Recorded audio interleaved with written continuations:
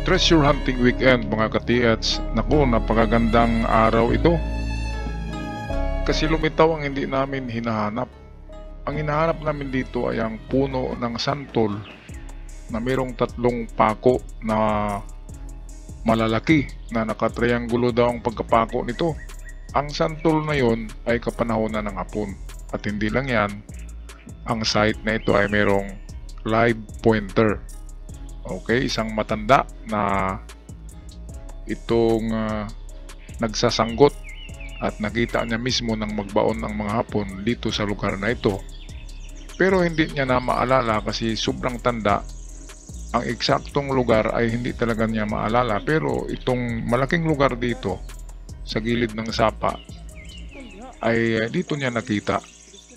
At ang matandaan niya ay mayroong malaking puno ng santol na mayroong 3 pako. Kaya yun ang aming hinahanap. Pero sa awa ng Diyos, ito, natsambahan namin. Ito na yung textbook marker ng tinatawag natin na telescopic hole sa puno ng niyog. Ito ay remapping ito. Sa tansya ko, ginawa ang hole na ito, binari na ito, tagusan to. Binari na ito mga 10 taon pa ang pag-remap ng lugar na ito. Wala pa namang naghukay diyan, so ibig sabihin hindi pa ito na-operitan, hindi pa na-recover kasi malapit lang to sa bahay ng may-ari ng lupa, kaya hindi makapasok ang mga Hapon dito.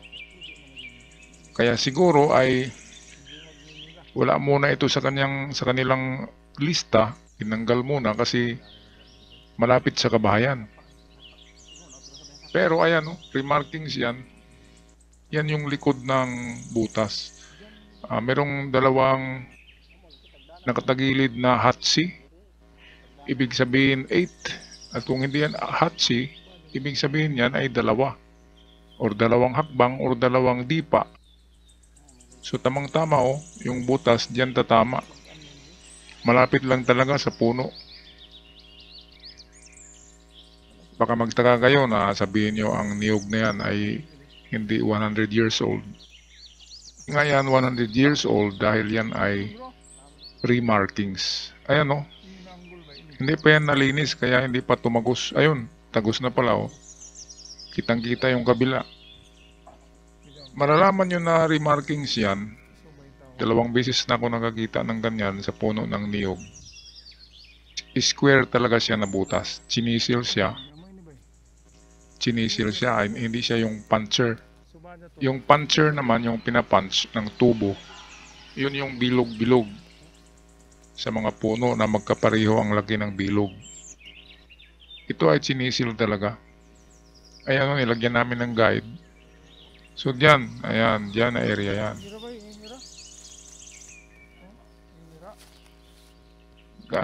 Ginamitan din ni pendulum to ng pendulum. Ay malakas ang detection. Pero kapag mga ganito na maganda ang pagkagawa ng mga markers, ay medyo standard ang pagkabaon nito. So kung standard, umpisa yan sa 4 meters up to 7 meters, giveaway lang yan. So medyo malalim kahit giveaway. Pero ang maganda sa giveaway ay hindi siya yung paliko-liko na tunnel sa ilalim ng lupa. Karamihan yan, vertical lang talaga yan kapag giveaway.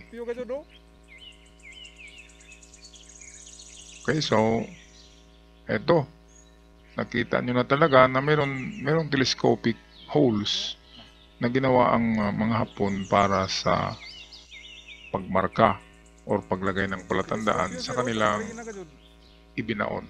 Ang telescopic ay automatic na yan, wala nang analysis yan. Kasi kung sisilipin mo yan ay makikita mo talaga yung lupa. Ang lupa ay yung digging spot. Doon ibinaon. At magtaka kayo, sino bang gumawa ng mga remarkings na yan? Ang gumawa niyan ay mga treasure hunter ng mga Hapon. Sabihin natin ng Emperor's family. Hirohito bloodline ang gumawa niyan. Isang batch yan, karamihan yan ay babae lalaki na nagpanggap na mag-asawa. Mga Hapon yan. Pumupunta yan sa lugar para hindi mahalata, bali turista sila at nagdi-date. Ngayon, ginagawa nila yan madaling araw, mga alas 2, alas 3. At meron silang daladala na spray para sa mga aso. At kapag na-sprayhan ang aso ay hindi nakakahol. Okay, matutulog ang aso kapag nakalanghap ng spray ng Hapon. Kaya hindi kinakahol ang mga Hapon. Kasi meron silang spray para sa aso. So yan, kinakalikot ni pendulum.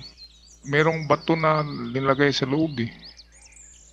Magtaka ka bakit merong bato. Ang purpose ng bato ay para matakpan yung true and true na butas.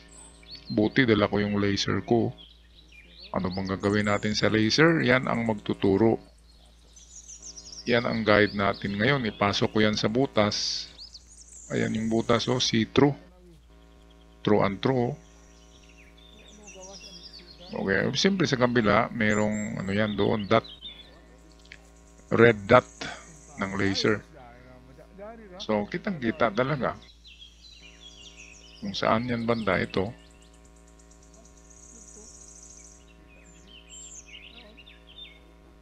Ayan si Invisible, gagamitan niya ng ano pala para makikita maganda diyan puting papel para makikita yung red dot.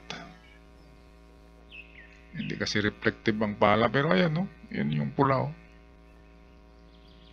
doon talaga yan sa tinusok na kahoy. Yan, meron kaming tinusok na stick kanina diyan, ayan diyan talaga yan. So diyan, maganda diyan, backhoe ka agad.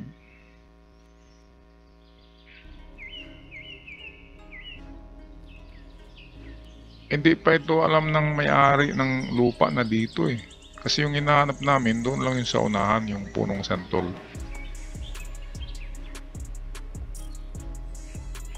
Wala natumba daw yung punong santol ng bagyo. Tagal na. Noong udit, kaya hindi namin makikita yung santol. Ayan, yung red dot na sinasabi ko. Yan, dyan na. Okay, so totoo talaga itong mga telescopic markers. Ang iba niyan ay nasa bato. Yung bato naman ang binarina nila. Malalaman nyo kung telescopic kasi bilog siya. Sa bato, binarina. Itong dito kasi square ito na butas kasi pwedeng i-chisel. Kaya ang dala nila rito ay mahabang chisel. Talagang pinagtiyagaan ng Hapon na butasin at gumagawa ng angle. Ang purpose ng mga nag-remap niyan at nag-remarkings ay para sa pagbalik. Hindi sila yung magukay niyan. Merong babalik niyan after 3 years, 5 years ay merong babalik na kasama nila at yun ang mag-recover niyan.